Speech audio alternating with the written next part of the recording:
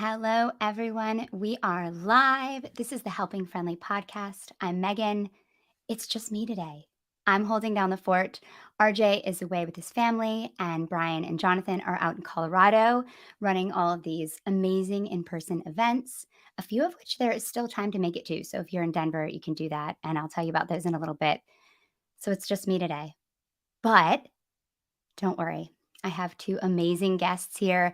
I've got some veteran guests, people who have been on the show before and are out in Dix and are going to fill us in on the vibe and tell us all about what it was like to be there with the rain delay, the naked guy. The first night, they're going to give it to us all. We have Matt Higgins today and Jen Moore, and I'm super excited that they're here and grateful that they came on with me to talk through these first two nights of Dix. So, one thing I want to remind you to do before we get started is please subscribe to Osiris Media on Apple for HFPod Premium. You can get access to ad free content and just really fun, meandering conversations that you like if you like the HFPod, or maybe you don't, but hopefully you do. And you can get more of that if you subscribe. It's also a great way to support us. It costs $4.99 a month, which is probably less than you pay for things you don't really like. And we really appreciate it. So please do that.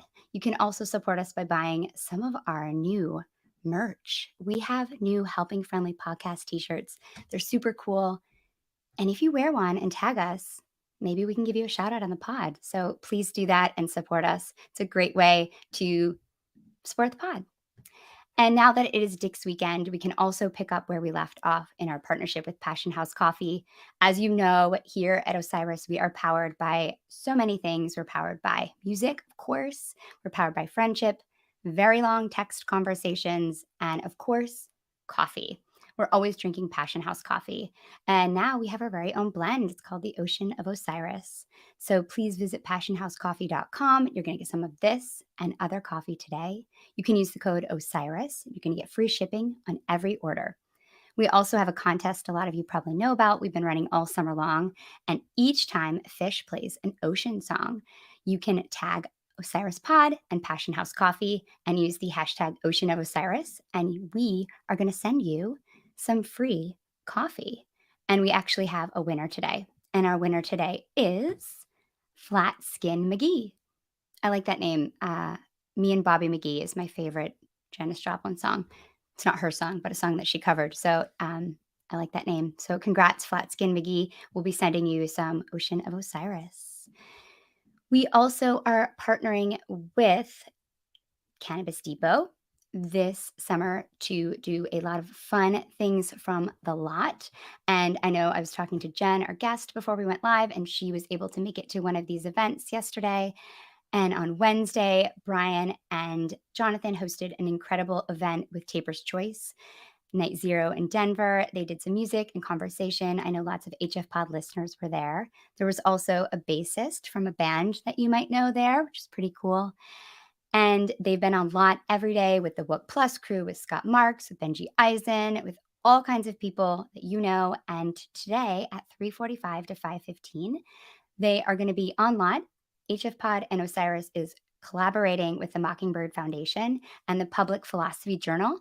So Dr. Stephanie Jenkins and Reed Mashevsky are going to be guiding a discussion about the healing power of music and lots of other things. They're going to have people from Free there, all kinds of different people. So if you're on lot, check it out on Shakedown. And we're also going to be partnering with Section 119 to give away a bunch of stuff. Sunset Lake is going to be there with lots of CBD. And Cannabis Depot is also going to be there with their partners Yeti Farm, Evo Lab, Caviar, Munchies, and Harmony Extracts. And just as a reminder, Cannabis Depot is Colorado's favorite dispensary, offering flower from top growers in the state. Customers love their mid-shelf bud. Their ounces, full ounces, are $49. And they also provide the best deals in Colorado. You can get 8 grams of concentrate for $60, $29 for ground flower ounces, and 4 1-gram carts for only $80. So check them out. You can check them out in Pueblo, West Pueblo, and also there's a new store opening up in Boulder. And you can visit them online at cannabisdepot.com. So before we bring our guests on and get into the vibe of the show, I just wanted to tell you about a special night that I had last night. I was able to take my daughter to her first concert, and it was just a really emotional experience for me because seeing her experience live music, something that has been so important for me, it was just incredible to see that through her eyes and to see her kind of really get it for the first time. So I just want to say if you haven't taken your kid to a show and you're thinking about doing it, I would do it. And now I'm really tempted to bring them to Fish. I've been kind of keeping it to myself, but maybe it's time to share the love. We'll see. All right, I'm going to bring on our guests now. We have Matt Higgins is here and Jenny Howdy. Moore. Good morning. Hey, guys. How's it going? Morning. How are you? Great. How are you both doing? Feeling, 2 nights in, but feeling ready for another one. Yeah, Got, yeah. we got a little free shower last night, but Yeah. no, feeling good. I know you're only halfway through the run now. Usually you'd only have one night left. So you're only halfway through. That's so exciting. Yeah, it is it's a marathon, not a sprint, right? And but the shows have been so energizing, it doesn't really matter, Like I was up early. I set an alarm so I wouldn't miss this today. And Thank you. I woke up before the alarm, It's just I just can't get over the music and everything else. I'm sure we'll talk about it. Yeah, the energy is something that that's really come across even from not being there. The energy just seems so good. I mean, everybody talks about Dick's and the energy there. And I think that I was reading Stephanie Jenkins' review on fish.net of the first night, and she was saying she called it a homecoming. And I think it seems like it really is that way. And it seems like people have this sense of ownership of Dick's in a way that we do with MSG, right? Or some of these other kind of storied venues. Matt, you're nodding. You seem I like you was going to say, agree. you put the words right out of my mouth, Megan. It really is that homecoming feeling. You walk around, you see the familiar faces at every stop around, but when it's at Dick's, it's kind of like the we're back sense, and it's just a big, like you said, homecoming. And for anybody that's been to Dick's, it has that festival vibe. I know there's no longer camping, but it really is just that happy, just we're here, last weekend of the summer, let's blow it off, enjoy each other, enjoy the music. And 2 nights in, and the reputation still stands. Yeah, it is. It's really like having a family reunion of some sorts, and because it's so big, so many people can be here. And because it's in the middle of the country, it's not like, sometimes on the East Coast, MSG, you get everybody from everywhere, but and Vegas, but it is really nice. It's nice to see everyone. That's so great. So let's get into, I think what we'll do is kind of break it up by night since there's so much to talk about. We can talk about night one first and then night two. So let's talk about the vibe of the show for night one. This is sponsored by Section 119. They are the premier apparel brand where many fans shop to represent their favorite band in their everyday life. Sophisticated designs, epic quality. They offer donut-inspired button-down shirts, board shorts, dry fit polos, and hoodies. I just got some really cool t-shirts with some logos that are lyrics that they're doing now, which are awesome. I've been wearing a lot my thin kind of lightweight hoodie a lot too. And they have some new ones that are gray with like a light blue donut, which are pretty cool. So check those out. You can use the code SUMMER22 for a 20% discount on your next purchase. So score 20% off your next order with SUMMER22 at section119.com. So Jenny, why don't you start us off and tell us kind of a little bit about what it was like night one, what the vibes were heading in? Well, I actually had a really long day that day. I live in Burlington, Vermont, and my kids started school on Wednesday, and so I didn't want to leave that night. So I traveled day of show, which is very stressful, just to think about all the possibilities. I always do it. It's the worst. So I took the first flight out of Burlington, which is at 5:10 a.m. in Burlington. So I got up at 3 to get to the airport and do all of that stuff. And yesterday my son had started high school the day before, so it had been a busy week. But my flights went off without a hitch. I got here. I landed 45 minutes early. I was in Denver local time at like 10:30 in the morning. So the first day is always really errandy. Like you have to see this person, pick up this thing, get some food delivery to the hotel, meet up with all your friends. Everyone's still arriving. So there's always a lot going on, but it's just so much nice, like excitement, everyone's really excited. And even though you've had this really long day, you don't care because there's fish at the end of it. So I think the vibe was pretty pretty joyous when I got to the lot. I got to the lot early. I did not have floors, but I did not have early entry. So I just found my group of friends, and we waited in that chaos for a little bit in the heat. It was very hot, but it didn't seem to drain anyone's energy. Everyone is, pretty stoked to be here. And it was a really nice vibe inside. Like Matt was saying earlier, it's a family event. It's like seeing all of these people from all over, and, the people that you expected to see, and then the people that you didn't even realize you remembered, and meeting new people. So, yeah, it was a warm and pretty excitable vibe for me the first night before the show. That's great. How about you, Matt? Yeah, same thing. Luckily, the way, and Jen, when you mentioned day of show travel, I can't do it. And luckily, the way my Really? schedule That's worked out, I amazing. don't have a choice. I've got I like don't a like, either. and I know I'm flying sometimes out you don't. Sometimes you Monday. just don't. Monday, I'm flying out 6 a.m. Monday morning. Ugh. That's like, because Yeah. I had to squeeze it in. It's worth it though. Keep It's going. worth That's it. If totally that's it's what you totally have the to way I do. roll. It's It's annoying, but you got to do it I'm sometimes. I'm home in Vermont in my own bed at 1 p.m. That's all you So, need. you know, That works. You Yeah. get to live at the end of the tunnel. But yeah, so I know what you mean though. When you get here and you have to say the hi to this group, go see these people. Luckily, I mhm. got all my pleasantries out of the way on Wednesday, so Day I woke 0. up Thursday. It was go time. But yeah, it's and for me personally, it really is a little bit of a homecoming. We have a group of a dozen, 15 of us that go to Dick's every year, and half of them I'm from the East Coast, Baltimore, Yeah, and Vermont, East Coast yeah, also.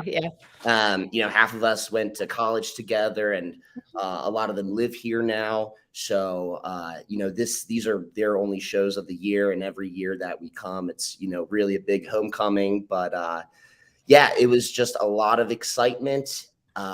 Again, just seeing friends that I haven't seen in a year, and a lot of other friends who haven't seen Fish since MSG earlier this year, so they were excited to get back into it. But yeah, there's not much more to expand on other than just we got to a lot early the first day, as we usually do, first day of a run, because we're just so excited, and we always like to get our sea legs under us. But yeah, it's just a Dick's and MSG are always circled on our calendar. If we're not going to Yeah. make it to any other runs, we try to make this. And I hate this term, but Dick's is vibey.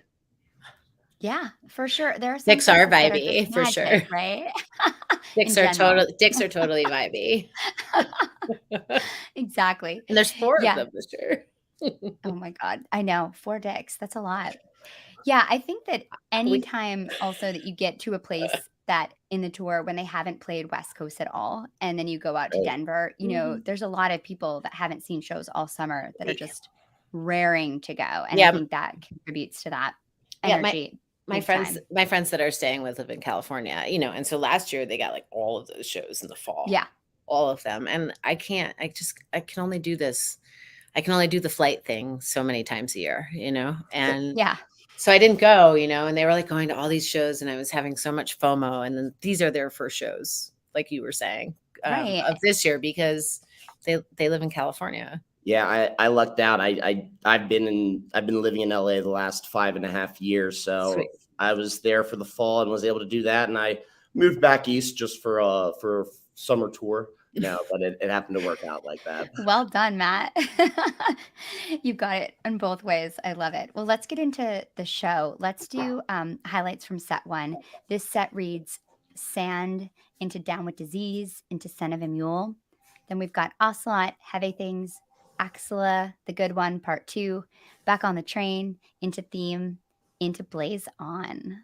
So, Matt, what were your highlights from set 1? Set 1, I really loved the disease, but before I get into that, I gotta say, I know that Sand's been on a pretty tight rotation this summer, but golly, it's as great of a show opener, and especially for a 4-night run. Sometimes the band likes to open up with a slower one, try to ease into it, and maybe they've been known in the last couple years to even debut songs in the opening slot, but which is always great. But for such a 4-night run, and the excitement that we've all been talking about, to open up with a sand kind of just punch you in the face. Everybody knows it. Everybody starts dancing. It's really buckle your seatbelts. We're on it, because also you sometimes hear of like, oh, the band likes to warm up for a set, or maybe the first night they're using as a warm up, which I think is ridiculous. But this kind of lets everybody know that that's not going to be the case, at least tonight. But Yeah, absolutely. I was just looking actually, and it rarely opens set one. It opens set two a fair amount, but it opened a Randall's Island show I saw in 2014, they set just one, opened up, I think, Merriweather night one this past summer and with Merriweather. Yeah. Mhm. So, but it's not super common as a Right. set one open. So it's kind of fun that they're continuing to mix up the set list like that. Right. And then, to go into disease as well, again, just a 1-2 punch, and a lot, these 1-2 punches, that really hit a lot of times. I feel like they set that up for the second set. And just what you were saying, Megan, to, open a set one like that, it tells everybody that, game on. And, to even go into spaces that they did, disease wasn't some 25-minute jam, but they seemed locked in from the get-go. I don't know about you, Jen. Yeah, I mean, it's definitely game on, like you said, when Sand opens the show. And to your point also about, folks always saying in advance, well, it'll be the first show, it's probably going to be a warm-up, and it really does Mhm. completely set the tone. Like, hey, we're just letting you know we prepared. So that's really nice. And it was like 25 minutes, the first two songs of the first set. I was like, this bodes pretty well for the whole weekend. And also taking two really big, like possible second set openers out of the rotation immediately in the first set, the first day. Okay, I'm ready. Buckle It's up. ballsy. It's Buckle up, kids. ballsy. Buckle up. Yeah. What stood out to me about that opener was just Sand immediately sounded, super funky in the intro. And then Trey just sounded really relaxed and delicate. I felt he was playing really, really cleanly, like right off the bat. And the cool ending, both unfinished, Sand and Down with Disease. So you could see they're already feeling pretty playful and kind of loose, which I think is just like bodes really well for the whole weekend. But I thought the beginning of the set was super strong and I really liked it. I thought it was awesome. Yeah, I also really liked, I thought the Axla was like a good kind of energizer to the middle of the set, kind Mhm. of like okay, we're like back in this thing in a strong way. I know some people have talked about kind of the more of like a shuffle playlist feeling to this first set, but I thought it was really fun. And what was the reception? It seemed like everyone was having a great time that I talked to that was there that first set. Yeah, I mean, I don't know who has a bad time at a Fish show. It's true.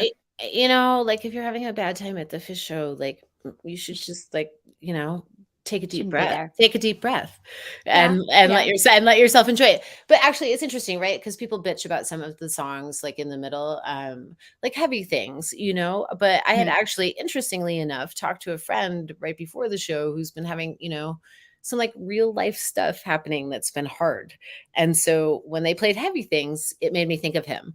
And so I think there's opportunity to take goodness from all moments of a Fish show, even if it's not what you would have planned or what you would have picked. Absolutely. I also really liked the Back on the Train too. Awesome Yeah. peak. Yeah. Yeah, Yeah. really, really good good playing. It was really fantastic. And the Blaze On was also a really nice way to end the set. We're in Colorado. Uh, we live in the future. So I flew in from Vermont and I landed here at 10:30. And at 12:30, I was at my hotel and a nice person brought me like my cannabis order for the weekend. We're in Colorado. So you have to play Blaze On. Yeah, and Trey said it's legal, right? Just It's like Trey legal. told everybody, It's it's legal. legal. It's we live in the future. Did Trey And say that Jonathan too? Hart is listening. Yeah, he said that He during did. Blaze On. Yeah. He was Yeah. He like, says, "Blaze On, on, it's it's legal." legal. It's pretty funny. You can hear it very clearly on the Well, live fish. and it definitely, I think too, like coming from the East Coast, like I grew up on the East Coast and saw most of my early shows there. And I lived out here for a little while. So saw a lot of shows on the West Coast too. And there's very different vibes. And when you arrive in Colorado, and the vibe in Dix is like excited, but really chill too. And I'm sure a lot of it has to do with the fact that I can get, a cannabis drop off at my hotel at any time I want. It's pretty fun. Good vibes for sure. For sure. Jonathan Hart is listening. Hey, Hi, Jonathan. I hope you're having Jonathan. the best time in Colorado. And he said that set one had a lot of 1.0 and we loved it. Yes. And I got to meet Jonathan yesterday. nice. Yeah, I met Jonathan and Brian yesterday. I was supposed to be there early enough to chat with them yesterday, but I had some transportation shenanigans. I was driving over. I took a cab with Leah Taylor, who does the Embodied Groove podcast, who I think was on with you guys a couple days ago. She's a friend of a friend, and she's also staying here. And I knew she had to be there early. And the cab was just slow, and she was doing her own thing that was starting at 4:20 live. She leads movement and dance, for spiritual and mental health. If you want to check out Embodied Groove ever. But anyway, she was supposed to be there, and it was so important for us to get her there, because she had an actual obligation. Right. But anyway, I waited and I listened. Everybody should come to the lot and see the Helping Friendly podcast online, like in person. It's really fun. They had the guy who does Trey's guitar rig on yesterday. And I love Fish's music, but I don't really know anything, the technicalities of it, and so it's really nice to sit and listen to someone who understands all of the things that are actually happening that you're hearing, and to learn a little bit about it. So that was cool. So anyway, hi, Jonathan. Good to see you yesterday. Awesome. Thanks for the plug, Jen. You're welcome. Yeah, so let's get into set 2 here. It reads Possum into Twist, into Ruby Waves, into Don't Doubt Me, into A Wave of Hope, into The Howling, into Piper, and the encore's Harry Hood. I really loved the second set, so I'm really excited to hear what you thought about it. Oh, the Ruby Waves, Don't Doubt Me. The whole thing was phenomenal. I love Possum. It's such a hoedown song. Like there's no way you're not just moving during Possum. It's so fun. But for me, that Ruby Waves, Don't Doubt Me is just an extraordinary piece of musicianship and composition. It's extraordinary. Yeah, absolutely. And that's exciting moment. This is the first time a Sci-Fi Soldier song has been jammed out. And they're really, the third time it's played, I think, Don't Doubt Me, and perfect placement, right? Like just the perfect spot. They're So really figuring out where these Sci-Fi Soldier songs go. And it's so clear they love playing them. They sound like they're having so much fun during that song. Yeah, Don't Doubt Me too. I have to say that song sounds like it came out of some 1980s death metal concert. That pulsating rhythm and it's one of those too, because it's still so new, where a lot of people, turn around like, what is this? What is this? And 5 minutes later, everybody is just in the same, it doesn't even matter if they know it or not. But yeah, that Don't Doubt Me was incredible. But going back to just the set opener, like you mentioned, Jen, the Possum, thinking back to set 1, it's just another callback of, all right, game on. There are no warm-up songs. We're not going to give you guys time to breathe. It's lights down, game on. Yep, game on. Game on. And then they go into Twist, which, had a really cool outer space quality to it, which I feel Twist doesn't always get to. So that was fun. But like you mentioned, Jen, that Ruby Waves was just really, really incredible. And I think, you mentioned, Megan, a lot of Trey's clean playing in the second set.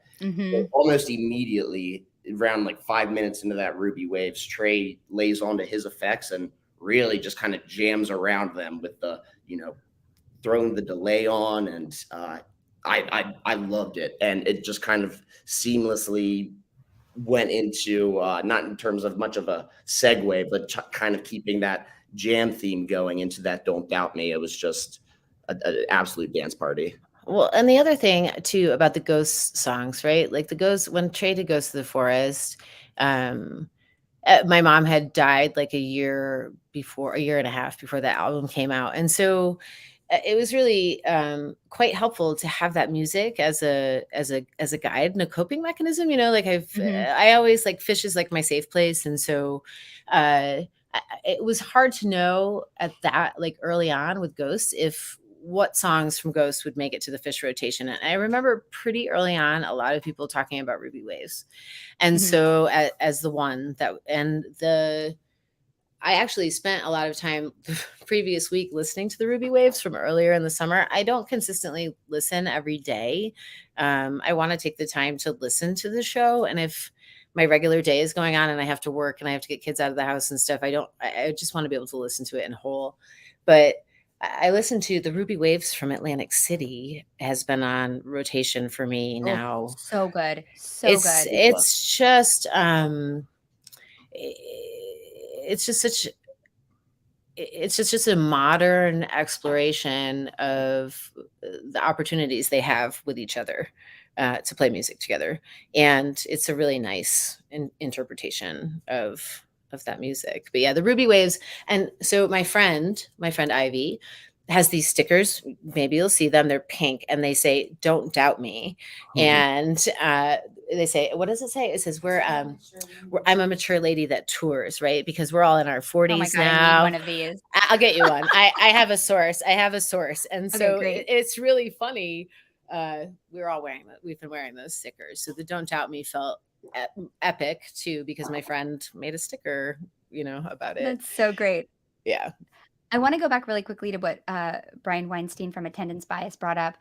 And that's something we talk about a lot on the pod, that Ruby Waves has one of the best song to quality jam batting averages of any song in 3.0 to 4.0.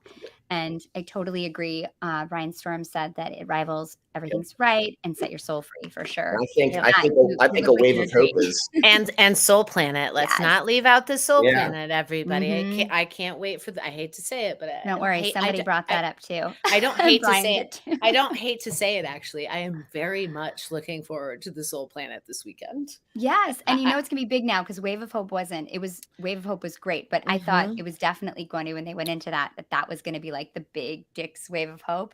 But it's okay. You're going to get the Soul Planet, so it'll be great. Right? I was in Hartford, and I will confess, when Wave of Hope started, I didn't actually know what it was at first. I had to ask someone. I think it opened the second set in Hartford, and it's an extraordinary version. I really didn't even know the song, and I was moving and grooving so hard, which just speaks to the quality of the songwriting. Still, after all of this time, we're still getting all of this great new music. It's incredible. It's pretty awesome. Yeah, I was there too, and it's I listened back to that Wave of Hope probably as much as anything this summer. And it's funny thinking back to a lot of my highlights, and I like to make a little playlist of my tour highlights along the way, and just about all of them have been debuted since 2017 or more recent. And it just again goes to show you, A, that they're still writing great music, but B, they're playing phenomenal music as well. And sometimes songs come on, and a lot of new songs, I don't care what year, what era. I know a lot of people like to grow. No, it's not the classics, but they make sure that you're going to like these songs. Going back to these the high batting average, Set Your Soul Free wasn't everybody's favorite when it first debuted. I loved it, but wasn't everybody's. Same with Everything's Right. Again, I love that song, but maybe not everybody. But now when they play these songs, and tonight's 30-minute Soul Planet, one of those where they start 40. Instead of the maybe groans, people kind of look at each other, go, all right, lock in. Well, it's really fun. It's like the ultimate troll. In Philly, I was with my friend Marianne, and I know how she feels about Soul Planet. And it started, and I was dancing next to her, and I just was like, singing to her and singing it to her as it started. And I was like, you love it. Like, it's okay. Just give in. Just love it. A lot of people talk about, right, like the Christian rock dad vibe of like Everything's Right, and Set Your Soul Free and Soul Planet and all of that. But so what? Like, don't you all need a little positivity and uplifting in your life? It's so like Shermith is saying, the dad rock brings out the evil. And it's true. That's right. What he's saying here too is that Kareem and Ghost are often going major key bliss jams, and then you've got Set Your Soul Free and Soul Planet, and they're going to get evil and dissonant. Shermith, I think that's so true. And So you're spot saying, on. Brian, it's the Church of Trey. So, Yes, we're I'm all in. we're all in. We're I'm in. all The apostles or the something. What ocean is it is called? love. The ocean is love. Love will carry us through. Like, thanks for all of the affirmations. Yeah, we need them. Well, Thanks I for. just wanted to shout out before we finish this set off, the Piper I thought had great Oh energetic peaks. I yeah. know Jonathan commented on that here in our feed, and just an awesome, great Piper, beautiful hood. And I am always here for the howling. This jam had legs on it. Oh. I thought it was going to keep going, but I love this song. They love playing it. It's fucking fun to dance to this song. It's So It's got I'm the here for the dance howling. quality of a 2001 now. it's I'm not Exactly. saying it's it's the Another. new mhm. 2001. I'm not saying it can be replaced, but it really is just that 6, 7 minute just dance party. Everybody has their heads down. But yeah, I Oh, just want to mention going back to Brian. I think my one highlight of set two was that Piper.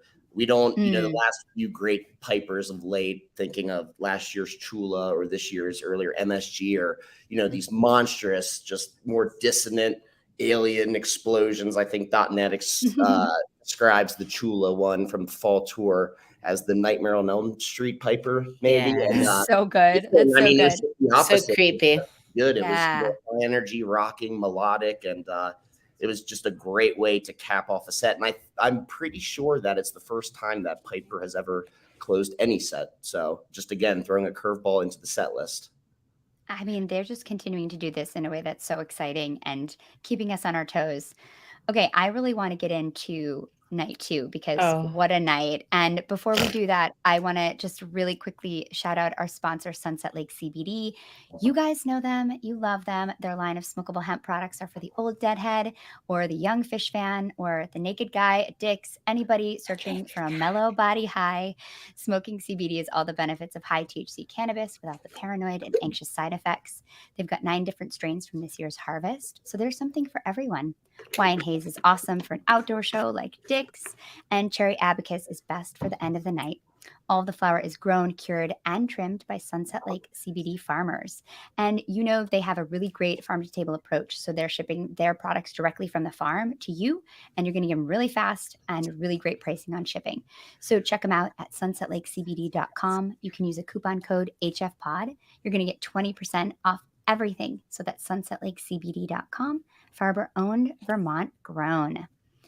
Let's get into this. This show, whoa, I was texting with friends. I was getting texts at like 11:30 at night Eastern time saying, we're still delayed. What's going on? And then it's so funny to wake up this morning and see that this show already has a really high rating on fish.net. For a Oh. one set show, it's like 4.34 already. So I'm so excited to hear about it. Really quickly, maybe fill us in on what was the vibes were going in. Oh, it was beautiful. Like it wasn't that hot. I mean, it was hot, but there was a breeze and there was like the beautiful cloud sunset over, I went down. We stayed in the stands last night. I had a floor, so I got my wristband tonight, so I was able to wander around a lot. We had a spot, but I could go just enjoy the music by myself somewhere in the middle of the sea of people on the floor when I wanted. And it was, relaxed. And I'm staying with friends who live in California, and all of their California friends showed up. And so it wasn't my usual crew, but it was nice. And I ran some errands and went and said hi to people, a friend who was pretty close up front and another friend in another section of the stands. And then I'm sitting there and I was like, ooh, look, that's lightning. And so I pulled up my phone, and the service inside is really difficult, right? It's hard there's just not enough bandwidth for everybody. But I got the Weather Channel on, and there was nothing on the radar, nothing, and Wow. nothing. There was nothing on the radar, and so I was like, okay, well maybe that's heat lightning. Maybe it's pretty hot. And I was like, I don't remember from when I lived here if they get heat lightning here, and then I saw them start to cover everything on the stage. Oh, And that's and I was Mhm. like with a group of people, and I looked at all of them and I thought, this is going to be like herding cats. And so I just told my friend's husband, I'm going upstairs. And I got a poster last night, like at PS. This is probably a secret. Oh, I'm going to tell everyone. So every night this tour, if you don't get a poster and you don't want to wait in line, they have been dropping a stack of posters around doors. And so last night, after I was inside, I went to go to the bathroom and I saw people walking by with posters. And I was like, what's happening there? And so I was able to get a poster at like 7:15. So in case you're looking for a poster when you want to get in the show. Wow, inside scoop. Yeah, that's 3 times this summer I've gotten a poster that way. But anyway, so I had a poster and I knew that I didn't want to be in the rain. And so I bolted from the group and I was like, I need a spot. I know I'm going to need a spot. We're going to have to wait this out somewhere. And then they started making the announcement that everybody had to get off the floor. And they have our safety in mind first. And so I know that I know it's serious if that's the case. But it took a while. And then I was like, what are all the people in the front going to do? Like they've been there for a while and it's really valuable real estate. And this is going to be hard for people to leave. But then they literally pushed everyone out. They had like a big giant wire or something and like all of the security and they pushed everyone off the floor. Wow. And so like everyone else, had the show started on time, I would have timed my party favors exactly right. And exactly right. And so, I knew I had to get to a spot. I knew I was going to need a spot to ride it out. I was worried about those people. I was those people and everyone was those people. Everyone was walking around going, wow, I timed my drugs really great for the show. So funny. But it was fine. Some people went to their cars. I think I never did. I just hung out by the 80. We were already in the stand. So I just went up to the top of my section and hung behind where the ADA was and met some nice people who were also in my situation. And so we teamed up because I was never going to find my friends. Every time you tried to move in there, it was like the most, I'm pretty good at moving through the crowd. It's an acquired skill set, and so, but it was difficult, but and watching them clear off the floor was crazy. I was so glad they did. Everyone needs to be safe. And so we waited some more, and then we watched the naked guy. At least he had boots. At least he had his boots. At least he had some boots. But kudos to him. Like, why not? It was entertaining. Except for the. Oh my God, Matt, where were you during this whole? Oh my goodness, I was also in the stands. So at Dick's every night we're always in the same place, section 121, 122. I was in 123, close. Yeah, we're always. Oh, you were so close. Yeah, exactly. And like 4 rows up, and same thing, Jen. Because the lightning really didn't start. I think, but part of the issue with the timing of everybody's favors was that first thing of lightning. I don't think I saw it until 8 o'clock, 5 after, which was, close to when the band was coming on. So it really was just poor timing with the weather and all. But yeah, it was one of those. We're at Dick's and, we've gotten lucky with weather before, my friends and I, and we were just sitting there, relaxed, hands just, any minute now. And lightning in the back corner. And I look at my buddy, I go, Kellen, was that lightning? He goes, nah, that was the stage. That was the stage. And like out of a movie, right after I say that, it goes, poof, poof, poof, and I'm like, up. But like Jen mentioned, we stayed in our seats. And then when the announcement came on to everybody had to leave, half the place left, half stayed. And we weren't sure what to do. We were sticking it out. The rain was starting to come in harder. And I was like, all right, guys, I'm going to, go to the men's room. I'll be right back. I go to the men's room. And before I can leave the men's room, dozens, and when I say dozens, I mean 100 men, women come storming in. Mm-hmm. I peek outside, and it is raining sideways. Mm-hmm. And I was, oh my gosh, I guess it was a lucky window, but so I stayed in there, met up with a few familiar faces, and I could not tell you how long we were in there. It could have been 30 minutes, could have been 40, but I got out because, as Jen mentioned, phone service at Dick's is non-existent, and I was separated from my group because they're in. That's hard. And when the storm it's like the 90s again. passed, oh gosh, The It usually works out. dark ages. Jen and I know. You get where It you need to worked. go. It worked out then. Yeah. It worked You out. find But your I people. left. When the rain subsided, I walked out, and my friends were troopers. We were standing there in the pouring rain the entire time, and eventually, people started to fill back in when the rain stopped. And when Jen mentioned, the crew came in and covered the instruments, the band, the sets, the rigs, everything, and people went, "Oh no." But when the crew went back on and took it off, it was game on. And we had some friends that went back to their car, and we were on the phone. They're taking the covers off. They go, "Are you serious?" And just start. Yeah. Yes. And Yeah. it was Yeah. again, just I keep saying it, but it was kind of like, all right, like game on, like let's get it. And Yeah. from the music, they certainly made up for any lost time. Well, I which was we'll get texting to. with Brian this morning, and he said they actually started playing when the lights were still on, which is pretty cool. That's right. Yeah. So Well, cool. because I had positioned myself to be in a spot with the breeze and everything too, like it gets pretty Yeah. steamy undercover. I could see when that happened, and all of the front floor people had just gone up to like 105, 104, and like waited. Like they didn't go all the way up. They just like Yeah. waited. And then as soon as I saw that group of people, I was like, okay, the show's happening again. Right. The rail riders know. They know what's happening. I mean, it was crazy, like to see all of like the the blankets and the tarps and everything. People bring duct tape. Great idea. And you could see, like I had to have some pictures of it, like just of like the empty floor. Mhm. With Those like pictures are awesome. I've seen some people's online. It spots. looks amazing. Yeah. It was crazy. Well, let's get into the music because wow, I think this set is tremendous. And it's reminding me of just our discussion after Pine Knob and how Fish has gotten so much better at these one set shows. And Brian said that he thought it was because of Mexico and these, initial one set shows they're doing. And I think that this is a perfect example of how you absolutely nail a one set show. I mean, 100%. Talk about flow, a zillion percent. Incredible set list construction, just incredible playing throughout, totally inspired. And to come out with Carini, which obviously an amazing nod to the naked guy, and also just a monster, like get the crowd. I mean, the roaring of the crowd was unreal, even on the recording. So I can't even imagine what it was like being there.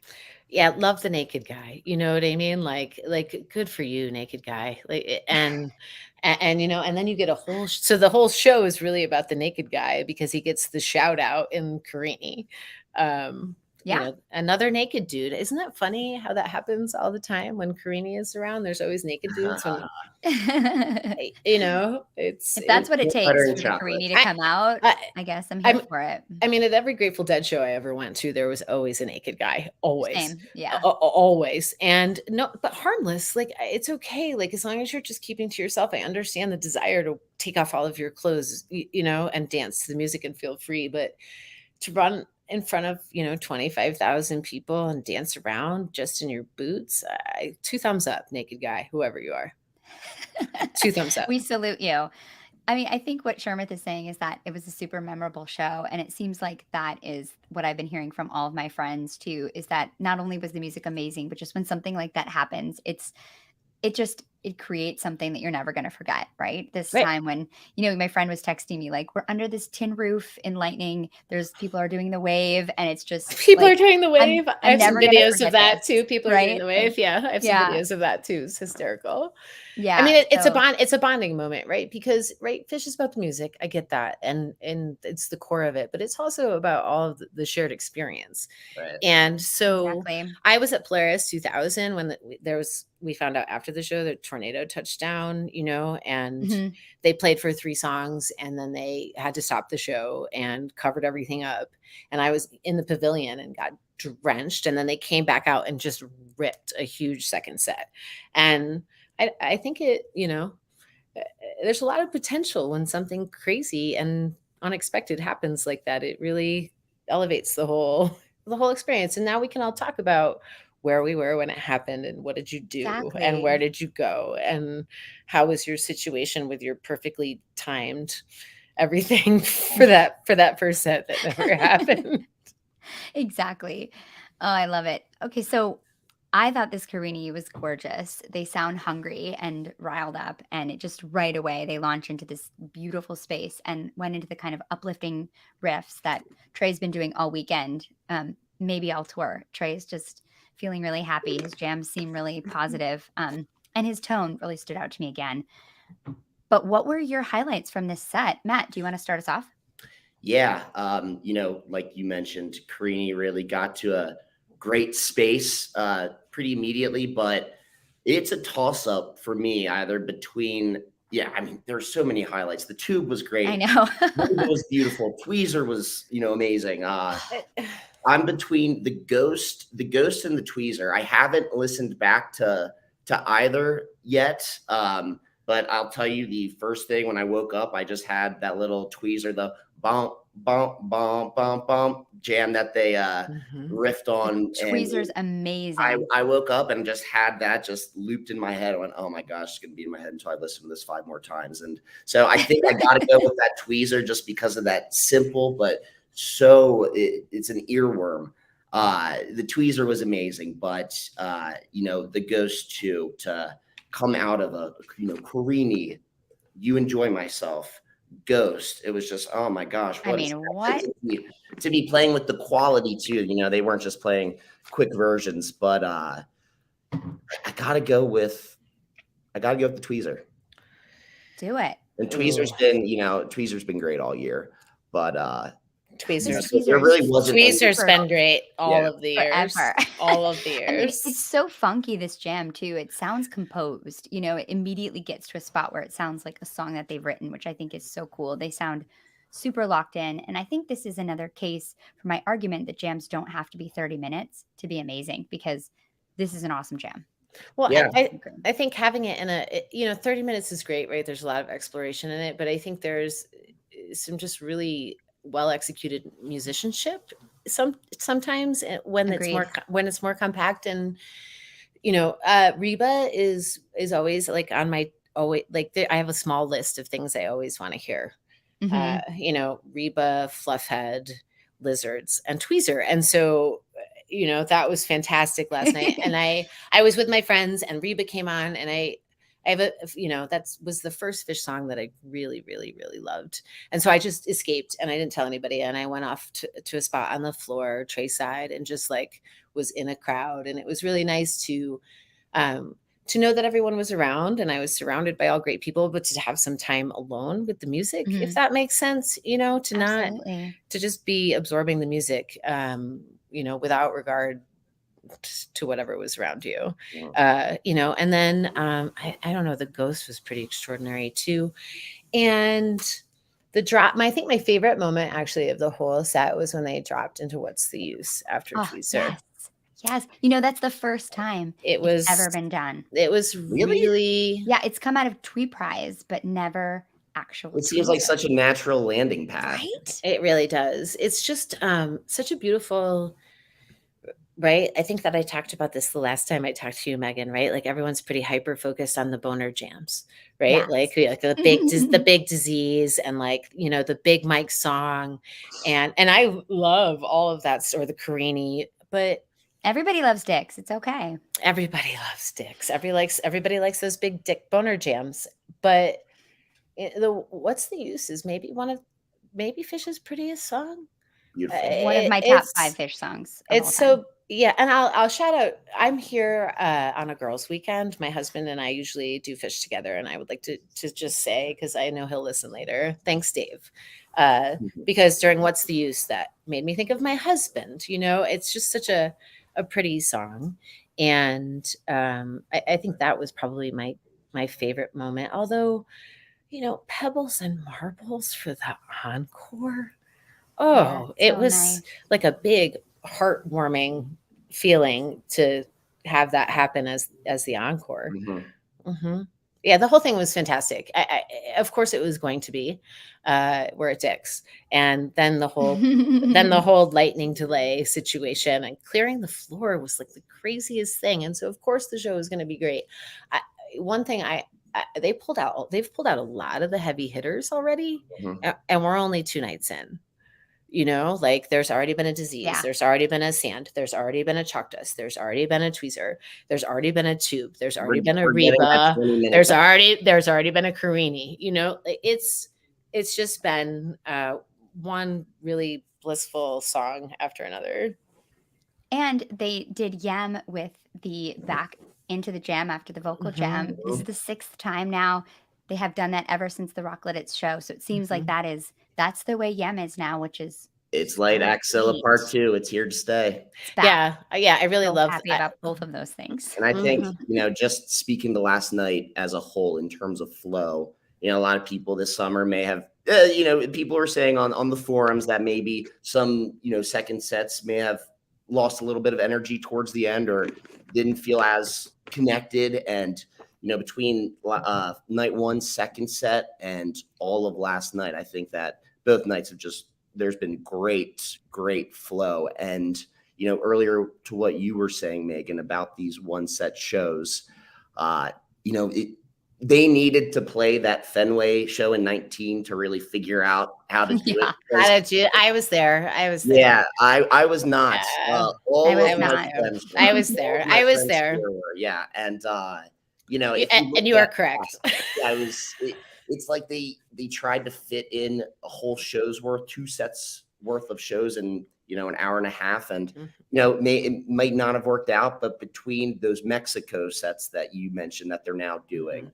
that Pine Knob really Mhm. kind of brought it all together, and now I think last night we finally saw really that fruition of what can happen, because I feel like too, when you hear it like, oh, it's just one set, that might bring people down, but Oh if we're no. going to get a reason for last night, there's no reason to. Fine. So you don't want Yeah. me to have to Yeah, you don't want me to, you want to fall outside of that sort of, the sets often, not always, but often have a structure, yeah, Mhm.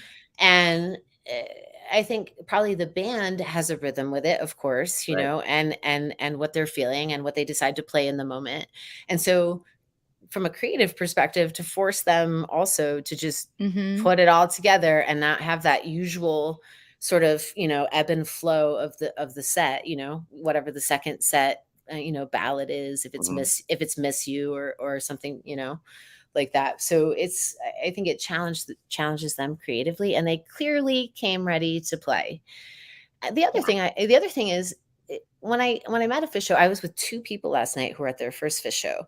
Oh, wow. My friend's friend brought his girlfriend for the first time, and then another friend who lives here in Denver of my friends brought his girlfriend for the first time, and so that's a pretty fun fish experience to have as your first show, but to watch them and to talk to them after.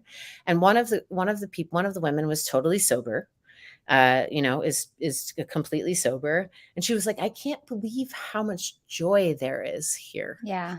Sh That's and it. so, for someone to come and to pick that up immediately, it speaks a lot to the whole scene and the production.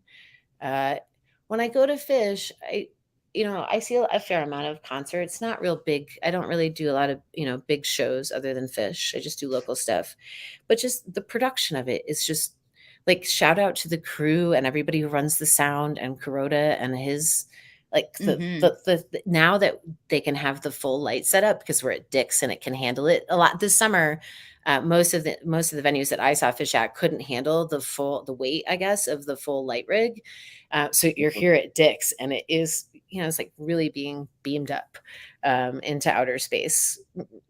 It's, yeah. So thanks to everybody who contributes to making it happen for us, because I also feel like they could just come and play and we would still all come play, and they make it so nice for us, like the extra effort that they go through to make it a really, beyond just going to a concert. I'm really grateful for it. Yeah. You can definitely sense it. Yeah, they know what it takes to get rabid fans, and, it's a mutual relationship for sure, and I appreciate it for sure. Yeah, I would say my highlight from the set was definitely probably the tweezer, "What's the use?" But I Mhm. also think this whole set is incredible, and it's one of those sets that I'll go back and just press play and won't stop. Just listen to the whole thing. I think it's a phenomenal show.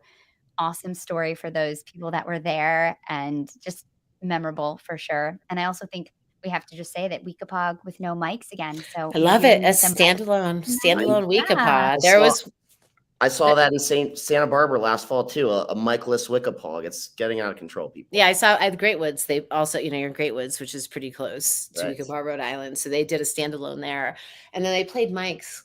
I can't remember if it was the second night of I Great think next night Woods, they did. Yeah. and so Yeah. then you're like, what's gonna happen after the Mike Right. song? It's so fun. Yeah, they're really keeping us on our toes. It's really fun. So before we end, we have to talk about the lasting highlight of the show. So that is, and I think we should do it for the 2 nights. So if there's something that you think maybe from each night that is kind of you'll take away from, or just one night, whichever you want to do. This is brought to us by Free. Fans for Racial Equity seeks to build an anti-racist live music scene and promote liberation through racial equality in the world at large by activating the collective power of our community. By facilitating thoughtful engagement around race and its intersection with other issues, Free empowers fans to challenge discrimination and systematic oppression wherever they see it. To get involved in Free's education, outreach, and community partnership programs, sign up to volunteer at fansforracialequity.org or share in the groove at the Free table during a show. And they will also be at the lot today with HFPod Live, so find them there. They'll be part of this conversation that's happening with the Mockingbird Foundation and the Public Philosophy Journal. So thank you, Free, for all you are doing. Okay, it's time to put you both on the spot. What do you think? What's the lasting moment from these 2 nights? Jen? I'm going to pick two. I'm going to pick one from each night because the Ruby Waves don't doubt me from the first night. I can't stop thinking about it. And last night I'll pick the tweezer. What's the use? It was really just a perfect pairing. A perfect pairing. Nice. Yeah, How about you, Matt?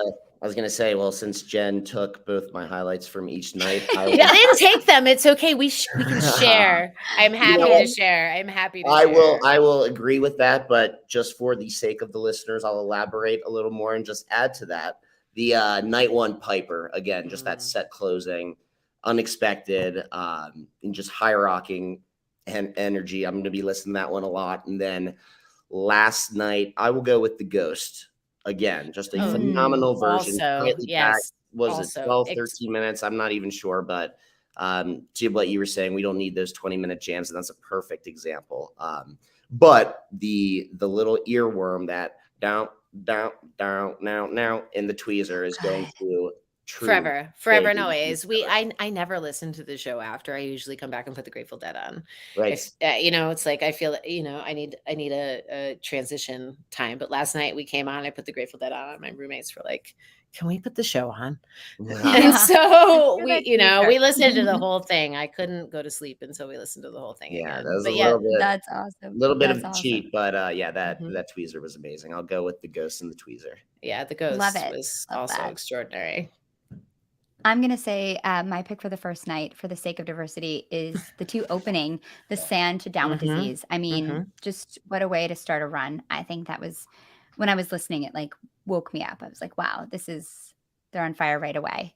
And I'm going to go really lazy and just say the whole set last night. You just got to listen to the whole thing. It's going to be remembered forever as this awesome night at Dick's when the naked guy came out and the floor was cleared and the tarps were left and they played a fucking killer set. So the whole set, the whole thing was so comical too. You can't get over the bonding that happened in those underneath the roof during the lightning delay. It's so great. Well, thank you both for getting up early. Great. On this Saturday and joining me. I was really thrilled to have both of you here. Yeah, nice to meet you, Matt. Let's. I'll look for you at the show. I'm on the floor tonight. I don't know where I'll be in the same spot, 121, 121. I'm gonna stop by and try to find you. Okay. I'll be. Right. I like to wander. We'll say we can give a hug. It'd be nice to hug. No, wait. I got a hug from Matt this summer. It's good. Yeah. You should stay it out. It's good. Sure. I got to hug Brian and Jonathan yesterday, which is really nice. Jonathan and I followed each other on the internet for a decade, you know, Huh. and he's Ro J and I'm so Ro awesome. Jenny. And so I know it's, you guys are kind of I'm, kindred spirits. I am bonded permanently Love to that. him, even though we just met yesterday.